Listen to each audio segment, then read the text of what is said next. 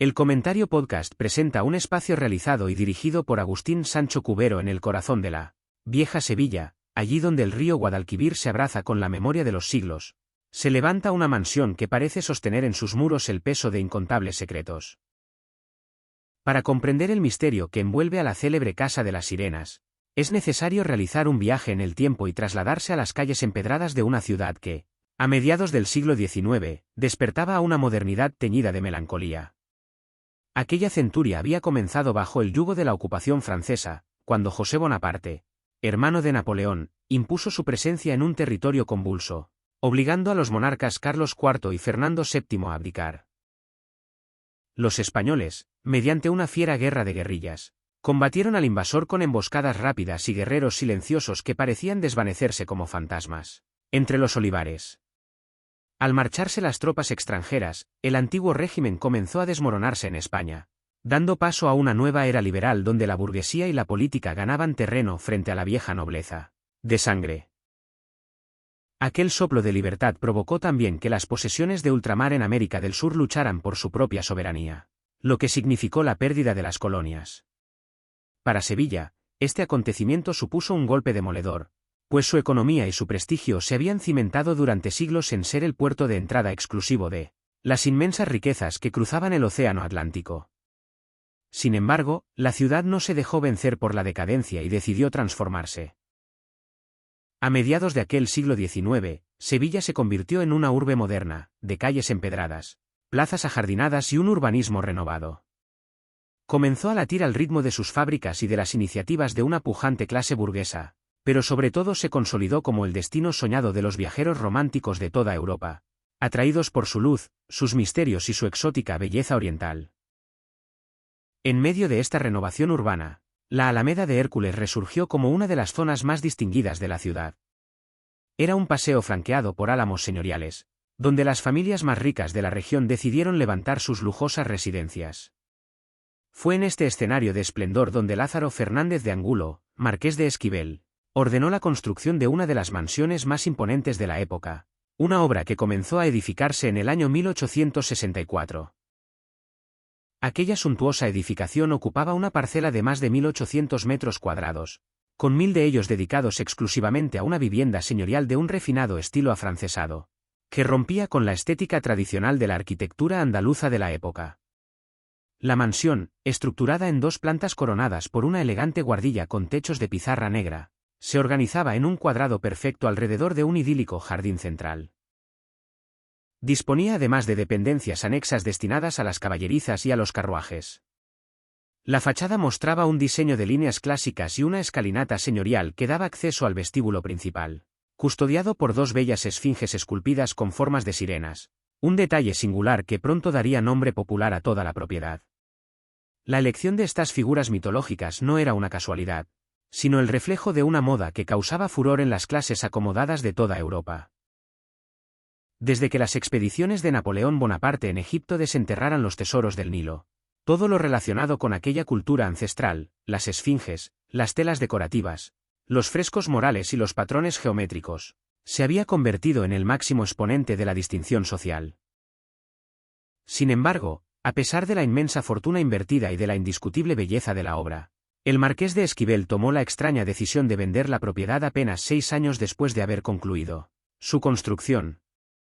A partir de aquel momento, la mansión de la Alameda comenzó a pasar de manos de forma constante, como si una invisible inquietud impidiera a sus sucesivos dueños echar raíces definitivas entre sus paredes de piedra. Entre los ilustres personajes que habitaron las estancias de la Casa de las Sirenas, destaca la figura de María Leticia Guise Bonaparte, sobrina nieta del emperador francés.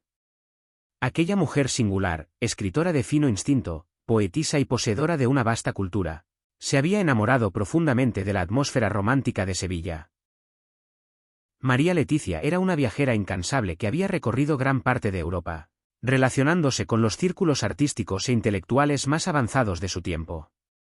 Debido a su personalidad transgresora y libre, muchos cronistas de la época sostienen que en los salones de la mansión se organizaron célebres sesiones de espiritismo. A finales del siglo XIX, la comunicación con el más allá no era una simple curiosidad de feria, sino una verdadera devoción que causaba furor en las cortes europeas y en los círculos de la alta sociedad. Las médiums, mujeres que aseguraban poseer el don de tender puentes hacia el mundo invisible, eran tratadas como auténticas celebridades, y sus servicios resultaban tan costosos que solo las fortunas más notables podían permitirse contratarlas.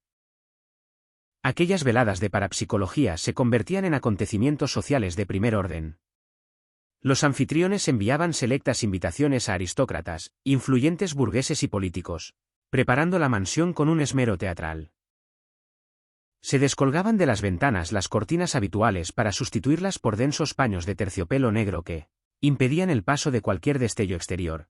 Se encendían pesados candelabros de bronce que proyectaban sombras vacilantes, e incluso se cubrían los espejos y los cuadros con telas oscuras para evitar que las almas errantes se reflejaran en ellos. La reunión comenzaba con una cena elegante donde se hablaba de literatura y de ciencia, pero la atmósfera cambiaba por completo cuando hacía su aparición la médium, que solía ser una mujer de mirada profunda vestida con ropajes extravagantes de gasa oscura. La psíquica ordenaba a los comensales sentarse en torno a una mesa redonda de madera noble y tomarse de las manos, formando una cadena humana que sirviera de canal para las energías del más allá. En ese instante, el silencio se apoderaba de la sala de las sirenas. Los corazones de los asistentes latían con fuerza, presa de una mezcla de temor y fascinación. Mientras la médium entra en trance, inclinando la cabeza hacia atrás y dejando los ojos en blanco, la propia casa parecía cobrar una vida misteriosa. El aire se volvía repentinamente helado, las llamas de las velas titilaban hasta apagarse por completo. Las pesadas cortinas de terciopelo se agitaban sin que soplara viento alguno y, en las ocasiones más extraordinarias, la robusta mesa de madera comenzaba a levitar unos centímetros sobre el suelo, acompañada por el crujido metálico de los candelabros. Aunque las sesiones de espiritismo pudieron abrir puertas hacia dimensiones desconocidas, muchos investigadores sostienen que el verdadero origen del aura sombría que pesa sobre la casa de las sirenas se encuentra en un pasado mucho más lejano y terrible. Justo en la acera de enfrente, en el año 1785, se estableció la sede definitiva del Tribunal de la Santa Inquisición en Sevilla. Aunque en aquella época tardía el tribunal religioso ya había perdido gran parte de su temible poder medieval, seguía funcionando como un implacable mecanismo de control social y político, utilizando su edificio no solo para la investigación de las denuncias, sino también como una tétrica prisión. Tras haber perseguido con saña a judíos y musulmanes en siglos anteriores, la Inquisición se dedicaba entonces a vigilar cualquier brote de pensamiento libre o conducta considerada inapropiada para la moral de la Iglesia. El concepto de herejía era tan amplio que abarcaba desde la sospecha de practicar otra fe en la intimidad del hogar hasta la posesión de libros de filósofos ilustrados o autores de la Revolución Francesa, pasando por actitudes que hoy nos parecerían inofensivas, como no mostrar la suficiente devoción durante los oficios sagrados. También se castigaban con dureza la bigamia, la superstición, la brujería y la sodomía. En una sociedad dominada por el miedo y las rivalidades personales, la denuncia ante el Santo Oficio se convirtió en un arma social letal. Si un vecino codiciaba las tierras de otro, bastaba con acusarle de blasfemia para destruir su vida. Si un pretendiente era rechazado por una dama, la señalaba como bruja ante los inquisidores. De este modo, centenares de personas inocentes terminaron con sus huesos en los calabozos de la Inquisición. Aquellas prisiones eran estancias subterráneas, húmedas y carentes de toda ventilación, donde los reos permanecían encadenados directamente a la piedra de los muros durante meses o años, rodeados de suciedad, expuestos a enfermedades brutales y apenas alimentados con un mendrugo de pan y un poco de agua. El tormento físico y las torturas sistemáticas estaban plenamente permitidos y se aplicaban con crueldad para obtener confesiones rápidas, logrando que casi cualquier prisionero terminara declarándose culpable de crímenes que jamás había cometido con tal de detener el dolor infinito de los azotes o el potro de tortura. Quienes lograban sobrevivir a aquel infierno subterráneo se enfrentaban a juicios sumarios que desembocaban en la absolución, que era el caso menos frecuente, o en la humillación de los autos de fe. Aquellos actos públicos, de carácter civil y religioso, se organizaban en las plazas más importantes de la ciudad para servir de escarmiento. Los condenados debían desfilar descalzos, vistiendo el sanbenito y grandes capirotes de cartón, mientras la muchedumbre les insultaba y les arrojaba inmundicia, antes de que se leyeran sus sentencias, que podían consistir en azotes públicos, destierro o la muerte en la hoguera. El detalle verdaderamente estremecedor que vincula esta historia con la mansión de la Alameda de Hércules es que, Las galerías de aquellos calabozos de la Inquisición se extendían por el subsuelo, situándose prácticamente debajo de los cimientos de la Casa de las Sirenas. Es inevitable preguntarse cuántas lágrimas de desesperación, cuántos lamentos de dolor absoluto y cuánta miseria humana quedaron impregnados en el subsuelo de aquel solar a lo largo de las generaciones, acumulando una energía sombría que, tarde o temprano, terminaría por manifestarse en la superficie. Tras el paso de diversos inquilinos y un periodo en el que la mansión desempeñó funciones tan diversas como la de prostíbulo de lujo, la propiedad fue adquirida a principios del siglo XX por la familia de la Portilla. Aquella dinastía familiar gozaba de una enorme reputación en la Sevilla de la época, principalmente gracias a su empresa metalúrgica, la primera en toda España dedicada a la fabricación de potentes máquinas de vapor. En la década de los años 30, una época convulsa marcada por la inestabilidad de la Segunda República y el posterior estallido de la guerra civil que dio paso a la dictadura militar, la Casa de las Sirenas albergaba la vida cotidiana de esta distinguida familia. La casa estaba habitada por un matrimonio acomodado, su joven hijo adolescente y una de las abuelas, quien guardaba un luto riguroso según las estrictas costumbres de la época. El padre, un hombre de ademanes elegantes y bigote recortado a la moda de su tiempo, vestía siempre impecables trajes oscuros.